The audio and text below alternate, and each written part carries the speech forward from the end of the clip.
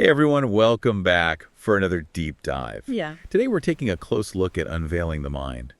It's not just a book. It's more like a journey into how and why our minds work the way they do. Have you ever felt like your mind's just racing out of control and you can't rein it in? Oh, I think we've all been there. Yeah, yeah. Well, we're going to uncover some pretty interesting ways to harness that power. And trust me, this isn't just your typical self-help stuff. We're going deep, deep into the science behind it all. Absolutely. We're going to explore the mechanics of the mind and discover some tools for reshaping it. Awesome. Okay, so let's dive in. Right off the bat, the book talks about this thing called the multiplication effect.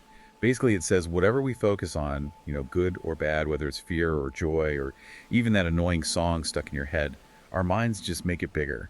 And the craziest part is there's no delete button. What are your thoughts on that? Well, it's a really powerful concept, you know? It highlights just how much power our focus actually has. Imagine your mind is like a garden. Okay, I like that analogy. Yeah, whatever seeds you plant, your thoughts, your beliefs, your anxieties, they're all going to grow, right? And the more attention you give them, the more they flourish. So if I'm constantly freaking out about deadlines, I'm basically just making that anxiety stronger.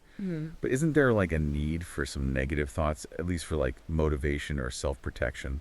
That's a good point. It's not about trying to erase every single negative thought. I mean, that's probably impossible anyway. It's about recognizing that where our attention goes, energy flows. And that energy gets, well, as the book says, multiplied. Right. And, neuroplasticity research actually shows that our brains are always rewiring themselves based on what we experience and focus on. So if you're constantly dwelling on anxieties, you're basically strengthening those neural pathways. So it's kind of instead of trying to shove those thoughts down, which never really works anyway, we need to shift our focus. Exactly. And, the book actually brings up the work of Dr. Joe Dispenza. He uses brain imaging to show how things like meditation and visualization can literally reshape our brains. Yeah. His research shows that we actually have way more control over our mental state than we think. That's pretty incredible. And that kind of leads to this next big question the book asks. Are our beliefs helping us explore the world, or are they actually boxing us in? How do we even start to unpack that? Well, beliefs are kind of they're like mental shortcuts, They help us process information quickly, but they can also become limiting if we don't question them. So someone who's really stuck in their beliefs might not even be open to seeing evidence that contradicts their views. Exactly. And that's the danger of holding on to beliefs too tightly. It can create this confirmation bias where we only see what reinforces what we already think. And this actually brings up another fascinating concept, the Dunning-Kruger effect. Yeah, the one where the less we know, the more certain we are, right? Yeah. So real experts are always questioning and seeking. Exactly. True expertise is marked by this, intellectual humility and a constant drive to learn and evolve. And this really ties in with the book's idea of cultivating a seeker's mindset, embracing curiosity and questioning even our most cherished assumptions. You know what this makes me think of? Quantum physics, specifically the double slit experiment. The book mentions it, but I'm still not quite sure how it relates to open-mindedness. Can you break it down for us? Sure. So the double slit experiment basically shows that observing something can actually influence how particles behave. Really? Yeah.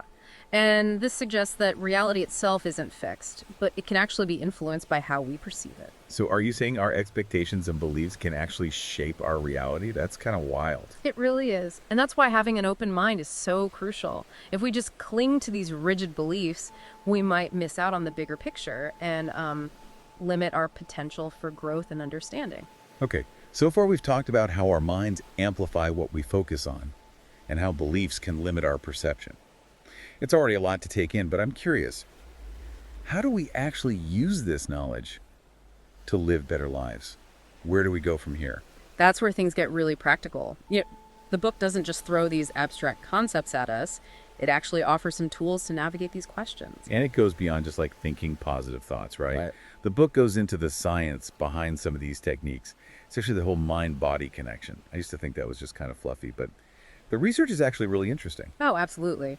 Modern science is finally catching up with a lot of ancient wisdom. It's confirming that our mental and physical states are totally intertwined. Chronic stress can actually weaken your immune system, while cultivating those positive emotions actually strengthens it. Yeah, that makes a lot of sense when you think about it. When you're super stressed, you're way more likely to get sick.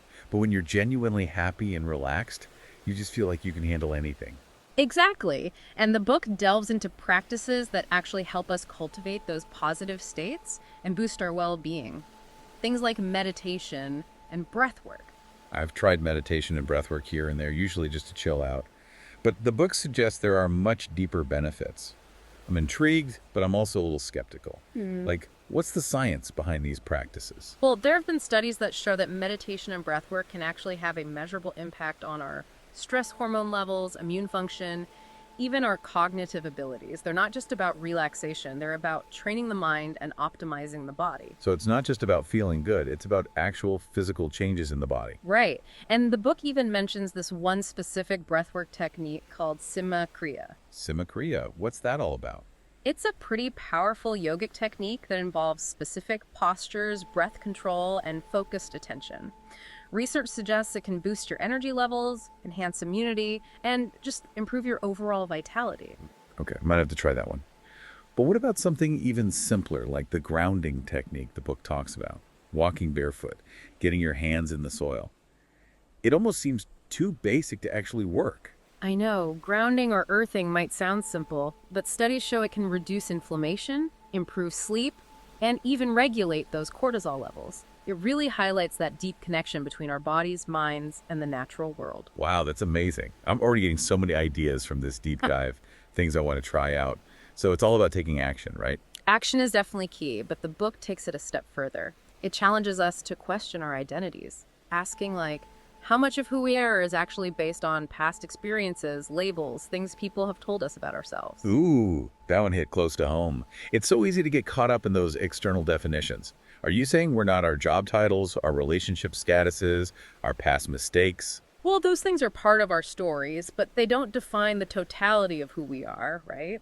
And the book suggests that clinging to those limited identities can actually hold us back from reaching our full potential. So it's about shedding those labels, those masks we wear, and uncovering our true selves. That sounds like a lifelong process, not like a one-time achievement. You got it. The book emphasizes that transformation is an ongoing journey of growth and self-discovery. It's about constantly questioning, challenging ourselves, and expanding our awareness. You know, I sometimes get this feeling when I'm totally absorbed in something I love, like playing music or being out in nature. It's like all sense of me just disappears. And it's a really beautiful feeling. You're describing what's known as a flow state, that state of heightened awareness and effortless action. The book suggests these moments are actually glimpses into our true potential when we transcend the limitations of our ego. So those moments of flow, of deep connection, they're kind of like hints of what's possible when we break free from those limitations we put on ourselves. That's both inspiring and a little intimidating. It can be tough to confront our limitations, but the book provides a sort of roadmap. It doesn't tell us what the outcome should be, but it empowers us to become conscious creators of our own reality. So by understanding our minds and breaking free from those limiting beliefs, we gain more control over our thoughts, emotions, and actions.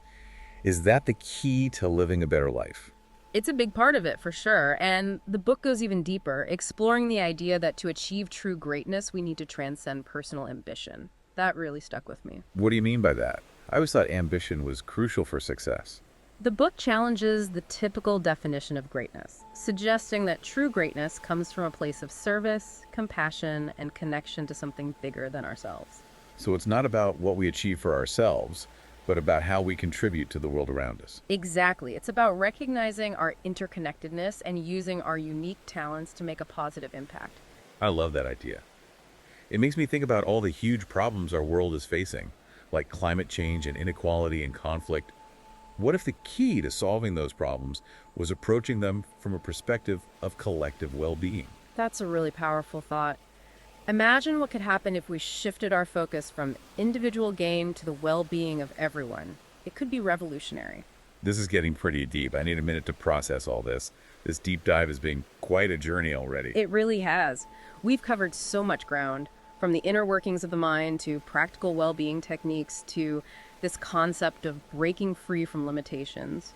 And we've only just scratched the surface. Unveiling the Mind is a book that keeps on giving. Totally. The more you think about its insights, the more layers of understanding you uncover. Absolutely. But it's not just about reading and contemplating, it's about actually putting these ideas into action. So what's one small step our listeners can take today to apply something they've learned? Could it be trying a new breathwork technique, questioning a limiting belief, spending some time in nature. Those are all great places to start. Remember, even small changes can have a ripple effect. Every step we take toward greater awareness contributes to our own transformation and the collective awakening. That's beautiful. Okay, well, we're about to enter the final part of this deep dive where we'll explore some of the more mind-bending philosophical aspects of unveiling the mind. Are you ready to dive into the concept of boundlessness? All right, so we're back and we're wrapping up our deep dive into unveiling the mind. And we're ending with probably the most interesting concept in the whole book, boundlessness. This is where it gets really real. We've talked about how the mind works, the limitations of beliefs, those practical techniques, but boundlessness, that takes us to a whole new level. Okay, alrighty, but before we get too, out there, can you just break down what boundlessness actually means in this context? Well, the book uses it to describe this state of being that goes way beyond the limits of our ego. That voice in our heads that's always saying me, me, me. It's about recognizing that everything's connected, tapping into something so much bigger than just ourselves. So it's not about achieving some specific goal or buying more stuff. It's about like a shift in perspective. Exactly. Boundlessness isn't some destination you arrive at. It's a way of being. And the book gives examples like those times when you feel awe and wonder, like when you're gazing at a sky full of stars, or you see a breathtaking sunset, or when you connect deeply with nature. Yeah, I've definitely felt that. It's like you get a glimpse into something huge and mysterious. It's humbling, but also really exciting. Those are those glimpses of boundlessness. Those moments when we connect with something larger than our everyday worries and problems. It reminds us that there's more to reality than what we see with just our limited senses. That makes sense. But those moments are usually pretty short-lived. Is there a way we can access that feeling of boundlessness more often? The book suggests practicing things that foster presence, connection, and expansion. Things like meditation, mindfulness, spending time outdoors, acts of service, even creative expression. It's about showing up fully in each moment with more awareness and compassion. So it's not about trying to escape reality. It's about Yeah. experiencing it more deeply. It's about understanding that we're connected to everything around us. That's such a cool idea, but it also feels challenging in our busy, often disconnected world. It's definitely a practice. It's a journey. The book talks about how important it is to shift our motivation from wanting personal gain to seeking something much greater. So we need to let go of the ego's constant need to get more, achieve more. Yeah, when we're just driven by the ego, it creates more separation, more craving, more dissatisfaction. But when we seek connection, when we act from a place of compassion and service, we tap into something so much more expansive. It makes me think that true fulfillment doesn't come from the things we have, but from what we give back. Exactly. And those contributions don't have to be some big heroic act. It can be the simplest things, a kind word, helping someone out, sharing a moment of joy. So boundlessness isn't about reaching some mystical state. It's about how we live our lives every single day. It's about how we interact with the world. It's about understanding that our well-being is totally tied to the well-being of everyone and everything else. That's where our real power and potential are. Wow, this has been quite a deep dive. We started with how the mind works and ended up exploring this idea of boundlessness. I feel like I have a whole new way of looking at myself and the world around me. It's been a fascinating journey for me, too. Unveiling the Mind is a book that just keeps on giving. It reminds us that self-discovery and transformation are lifelong adventures. And it's an adventure we don't have to go on alone. That feeling of interconnectedness the book talks about, that sense of boundlessness, it reminds us that we're all in this together. Absolutely. So as we wrap up this deep dive, I just want to encourage you to keep exploring these ideas. What parts really spoke to you? What truth do you want to embrace? How can you bring more awareness, compassion, and connection into your own life and the world around you? Thank you so much for joining us for this deep dive into unveiling the mind. We hope it sparked your curiosity and inspired you to tap into your own boundless potential.